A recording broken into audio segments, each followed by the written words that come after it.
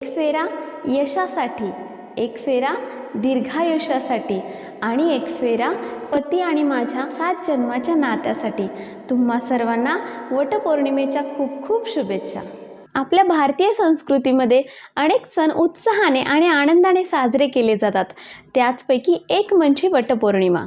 हिंदू पंचांगातील ज्येष्ठ महिन्यात येणारी पौर्णिमा हा दिवस वटपौर्णिमा म्हणून साजरा केला जातो। या दिवशी स्त्रिया वटपौर्णिमा नावाचे व्रत करतात।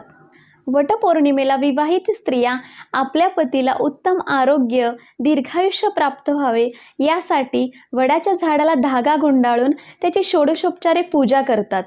तर मग वटपौर्णिमेला स्त्रिया वडाच्या झाडाची पूजा का बरं करत असतील?